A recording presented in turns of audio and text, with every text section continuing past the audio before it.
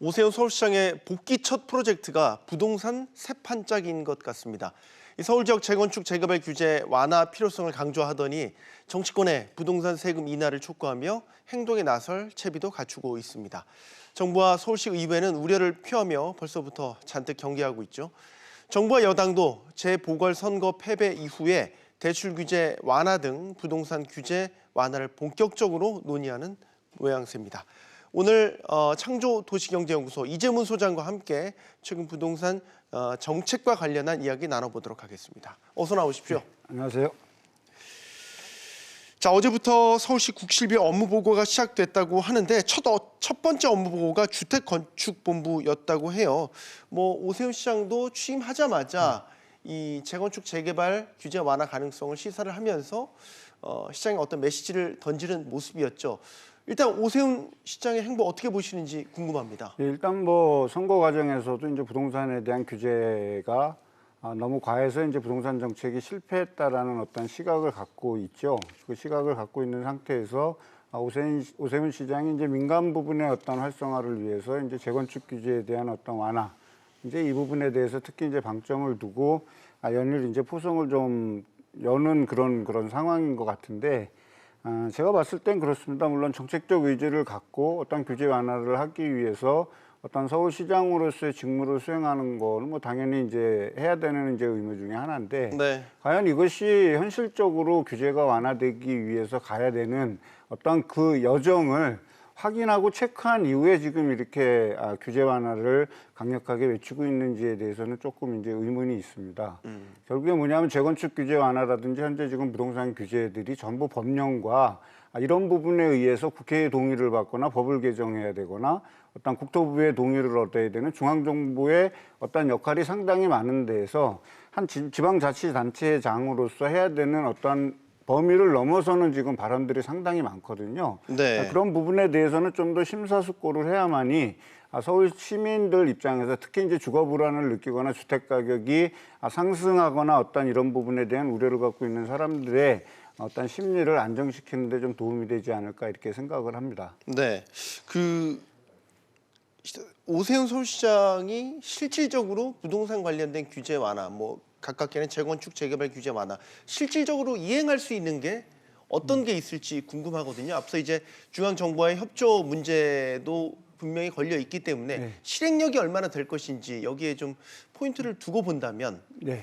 그러면 이제 현재 지금 가장 이제 논란이 되고 있는 거를 한 4가지 정도로 이제 압축할 수 있거든요. 처음엔 이제 뭐냐면 한강변의 35층에 대한 규제 완화 하겠다. 그다음에 이제 안전진단 통과 기준에 대해서 어떠한 그 통과 기준을 이제 약화하겠다는 거지, 안전진단을 쉽게 만들겠다라는 거고, 그다음에 이제 재건축 초과이익 환수제를 조금 이제 부담을 완화시키겠다라는 부분하고 이제 민간 택지 분양가 상한제의 기준을 완화하겠다라는 것들이 이제 현재 지금 오세훈표 어떤 부동산 정책의 어떤 부분인데요.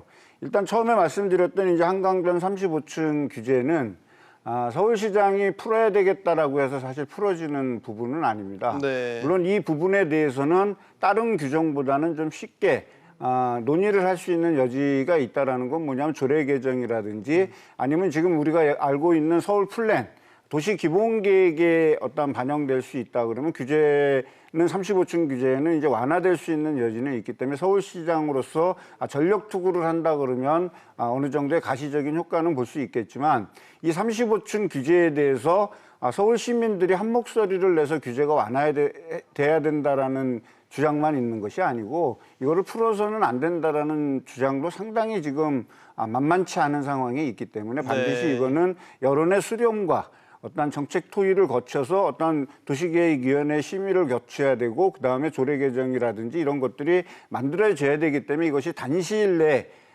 규제가 설령 완화된다 하더라도 단시일 내에 이루어질 수 있는 어떤 사항이 아니고요. 그렇다 하더라면 지금 서울시장 임기가 내년 6월까지니까 1년 4개월 정도 임기지 않습니까? 네. 그 임기 내에 집중해서 할 수 있다라면 어느 정도 가시적인 효과는 볼 수 있겠다라고 좀 평가할 수 있고요. 나머지 재건축 초과이익 환수라든지 어떤 분양가 상한제라든지 이거는 사실 중앙정부의 몫이고요. 이런 것들의 어떤 규제를 완화하기 위해서는 어떤 법령을 개정하거나 하는 국회의 동의를 받아야 되는 그런 부분들이 있기 때문에 협조 요청이라든지 어떤 대화의 장을 통해서 어떤 정책의 정당성을 평가한다든지 이런 식으로 해서 어떤 정부 여당에 압력을 집어넣어서 정부 여당이 스스로 정책을 바꾸겠다, 아니면 협의에 의해서 정책을 바꾸겠다라는 어떠한 협의가 이루어지지 않는다라면 사실 제가 봤을 때는 상당히 힘든 아젠다가 아닌가 이렇게 생각을 합니다. 네, 뭐 현실적인 한계가 있을 것이다 여러 지적들이 나오지만 일단 오세훈 시장 입장에서는 화두를 던진 것 같은 느낌도 갖게 돼요. 지금 공동주택 공시가격 제조사 추진한 후에 정부와 동결할 수 있도록 협의하겠다. 이 논란이 됐던 공시가격에 대한 화두도 던졌단 말이죠. 자, 화두를 던졌는데 이제 화두를 어떻게 받느냐는 되게 중요하죠. 화두는 뭐 선거 과정에서부터 지금까지 계속 나왔습니다. 근데 이제 지금 말씀하신 그 공시가 문제도 중앙정부에서 일관되게 추진되어 온 것이고, 이것이 문재인 정부에 들어와서 공시가격이 만들어진 것이 아니고요. 우리나라에 수십 년 동안 이 부동산 어떤 가격 체제를 유지해왔던 근간이 되는 제도 중에 하나가 공시가격의 제도입니다. 그리고 이거는 전국적으로 형평성이 있어야 되고 또 기준이 동일해야 되는 어떤 그런 문제들이 있기 때문에, 자, 일개 지자체에서 서울시가 물론 이제 대한민국에서는 가장 중요한 수도고, 그다음에 이제 인구가 가장 밀집되어 있는 도시가 서울이기 때문에 서울의 어떤 의견들이 많이 작용한다 하더라도 이 공시가격 체제에 대한 부분들에 대한 서울시만 별도로 적용한다든지 예외를 인정하게 된다면 나머지 지자체에서도 들고 일어나서 우리도 예외를 인정해주고 우리도 공시가격을 동결해달라고 서로 주장할 수 있다라는 부분이 있겠죠. 네. 그렇기 때문에 이제 이런 부분에 대해서 제가 아까도 말씀드렸지만 이것이 중앙정부의 몫이라고 말씀드리는 이유가 바로 그런 것이고, 이 공시가격 제도의 산정 문제라든지 조사 방법이라든지 이런 부분들의 문제가 있다라면 이번 4월 29일에 이제 어떻게 산정했는지 산정 기준이라든지 이런 거를 발표하기로 했지 않습니까? 국토부에서. 네. 그러면 4월 29일 날 보고 거기에서 제도적인 미비 사항이나 이런 부분들이 있다면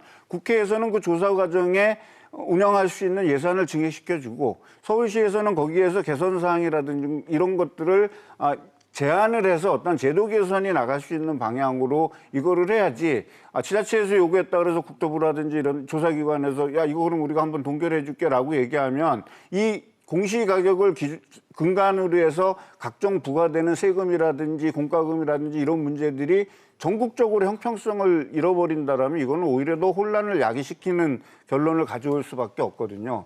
지금 주택가격이 상당히 상승하고 작년에 이제 상승했기 때문에 올해 공시가격이 인상폭이 크다라는 부분에 대해서 민원이 제기되고 이제 불만이 있는 사항 아닙니까? 네. 과거의 공시가격은 주택가격이 떨어졌을 땐 공시가격이 마이너스로 산정된 경우도 있거든요. 그러니까 이제 그런 부분들까지 우리가 감안을 해서 이번에 제도 개선에 좀 더 집중을 하고, 서울시도 마찬가지로 이 공시가격을 산정하는 데 있어서의 어떤 제도적 문제와 미비점들을 발췌해서 이거를 서울시의 어떤 공식 의견으로 국토부에 제시한다든지 이런 부분들까지는 좀 저는 이해가 가고 그 부분은 당연히 해야 된다라고 생각을 하지만, 공시가격 인상을 동결한다든지 이런 것들은 정부 정책에 너무 좀 반한다라고 저는 생각하기 때문에 그거니까 수용되기에는 저는 힘들다라고 생각하고 있습니다. 네, 그러니까 소장님 말씀하신 부분은 분명히 지자체장으로서 갖는 한계에 대한 부분을 지적하셨는데, 또 다른 측면에서 또 분석이 제기되는 건 왜 오세훈 시장이 취임하자마자 이렇게 공격적으로 부동산 규제 완화 얘기를 하냐라는 거는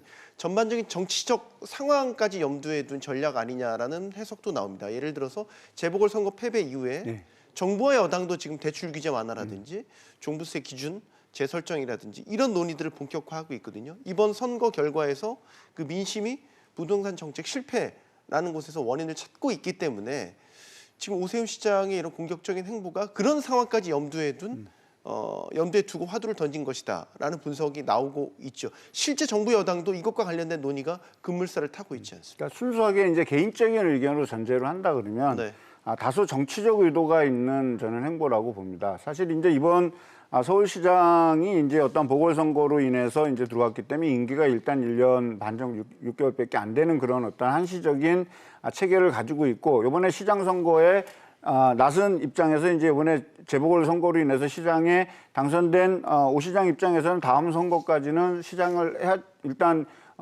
출마해서 당선되는 거를 가정하고 정책 기반을 만들어 싶은 의도가 있고, 네. 지금 정부 여당에서는 지금 이제 민의를 받아들여서 민의에서 이제 가장 불만들이 있었던 요인을 대출 규제 완화라든지 아니면 이제 세금 부담이 급증하는 부분에 대해서의 어떤 부담이 있기 때문에 이 부분을 조금 줄여야 되겠다라는 어떤 그런 부분들이 어떤 논의될 수 있는 부분들은 있지만 이것이 현재 논의 중이지 어떤 것이 사실 현실적으로 결정된 거는 아니거든요.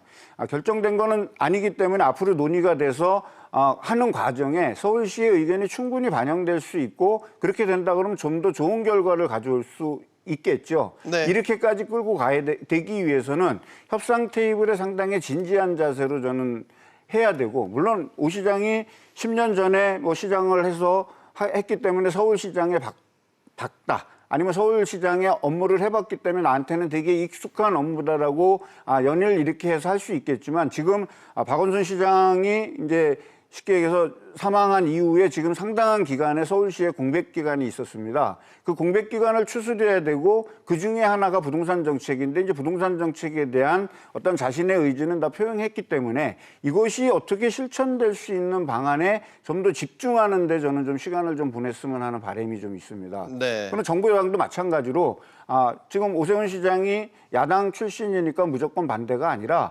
거기에 옳은 의견이라든지 이런 의견이 있다 그러면 정부 제도를 개선하고 정책을 수정하는 것은 그렇게 뭐 나쁜 거는 아니지 않습니까? 네. 과연 이런 타협점을 찾아낼 수 있을 때 또 이런 타협점을 찾기 위한 서로의 발언이라든지 이런 분들이 이제 책임 있는 당국자 또는 책임 있는 공직자로서의 어떠한 부분에 어떠한 가이드라인이 좀 제시돼야 되는데 이렇게 가면 지금 제일 우려스러운 너무 일방적으로 가게 되면 뭐 되는 게 있겠습니까? 결국에 분란만 더 야기되겠죠. 분란만 야기된다 그랬을 때 결국에 그 피해자들은 서울 시민이 될 수도 있다는 겁니다. 이제 남은 시간에 시장 얘기를 좀 해보겠습니다. 네. 지금 시장에서 일단 가장 큰 불만이라고 한다면 공시가격 파장이 워낙 컸기 때문에 현장에서 들리는 얘기를 좀 해주셨으면 좋겠어요. 뭐 워낙 공시가격이 많이 올랐기 때문에 올해 정말로 종부세 폭탄, 뭐 재산세까지 포함해서요. 세금이 팍 뛸 거다라는 우려가 너무나 많기 때문에 지금의 불만들이 쏟아져 나오고 있고 뭐 이의신청 역대 최대 뭐 건이라고 얘기가 나오고 있고요. 정말로 현장에서 어떤 얘기가 나옵니까? 그러니까 이제 현장에서 저희가 이제 하는 데는 사실 많은 분들은 그렇게 공시가격에 우리가 언론에서 얘기하듯이 그렇게 매달리지 않습니다. 그래요? 예. 단지 이제 문제는 뭐냐면 이제 부동산 가격이 많이 올라가게 되면 올라간 가격에 어떠한 기준이 되는 이제 어떠한 라인이 있어서 그 부분이 너무 좀 저는 과장됐다라고 생각합니다. 지금 얘기하고 있는 종부세 폭탄, 실질적으로 종부세 안에 들어가 보면 상당히 감면되고 그다음에 유예되고 이런 부분들이 많거든요. 이번에 아무리 공시가격이 많이 올라가도 임대사업자로 등록된 다주택자들은 종부세 안 냅니다. 네. 예? 또 1가구 1주택의 65세 이상 분들은 장기 보유 특별 공제하고 그다음에 보유 기간을 다 받게 된다 그러면 최대 80%까지 감면받습니다. 또 직장의료보험인이 아닌 지역의료보험 가입자인 경우에도 상당한 유예하고 감면하는 그런 규정을 두고 있기 때문에 진짜 종부세를 내가 많이 내거나 아니면 수천만 원씩 내야 되는 어떤 그런 부분에 있으신 영역들은 다주택자이면서 임대사업자로 등록되지 않았고 그다음에 이제 그런 고가주택들을 여러 채 갖고 있는 그런 분들에 의해서 집중적으로 종부세가 많이 부과되고 있기 때문에 1가구 1주택자라면 충분히 소명 기회가 있고 그것이 감면받을 수 있는 제도적 장치가 여러 가운데 있기 때문에 네. 내가 종부세가 어떻게 나올 것인가에 대한 지레 어떻게 보면 고민하는 것보다는 국세청이라든지 아니면 관련 세무사분이라든지 이런 분들한테 상담을 해갖고 내가 얼만큼 나올 수 있는 부분이 정확하게 어느 정도 될 것 같은데 정부에서 부과된 세금이 이거보다 많게 나왔다 그러면 거기에 대한 이의를 한다든지 어떤 그런 제도에 접근하는 것이 저는 개인적으로는 더 좋지 그것이 너무 지나치게 우려에만 갖고 있다 그랬을 때는 그거는 뭐 그렇게 좋은 방법은 아니라고 생각합니다. 그러나 소장님의 의견에 100% 동의하시는 않겠죠. 시청자들은 네, 아닌 것 의견들은 같습니다. 있습니다. 뭐 일단 상승률 자체가 이렇게 급하게 오르는 게 맞냐라는 거에 대한 근본적인 의문이 있는 것 같습니다. 자, 주택 가격이 많은 언론에서 얘기합니다. 정부에서 발표한 거는 14% 올랐다. 일부 참여연대, 경실련이라든지 이런 데는 58% 가까이 올랐다. 근데 이 공시가격은 매년 결정하는 겁니다. 네. 매년 결정하는데 이 공시가격의 가장 결정적인 기준으로 하는 거는 전년도 주택 거래 가격이거든요.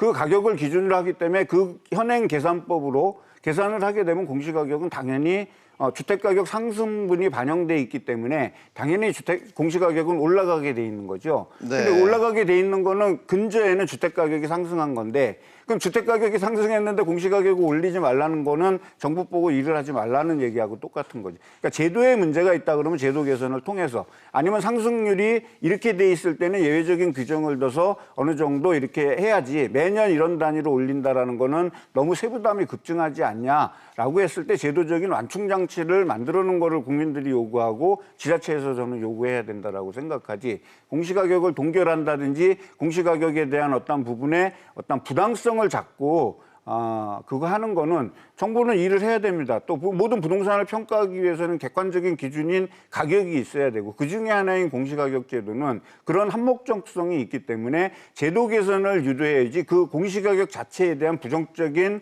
어떠한 시그널을 계속 주는 거는 좀 바람직하지 않다고 생각합니다. 알겠습니다. 물론 여러 의견들이 있다라는 말씀 다시 한번 드리도록 하겠습니다. 꼭 올리는 것만이 정부의 능사는 아니죠. 아니라고 네. 봅니다. 네, 오늘 말씀 여기까지 듣겠습니다. 창조도시경제연구소 이재훈 소장이었습니다. 고맙습니다.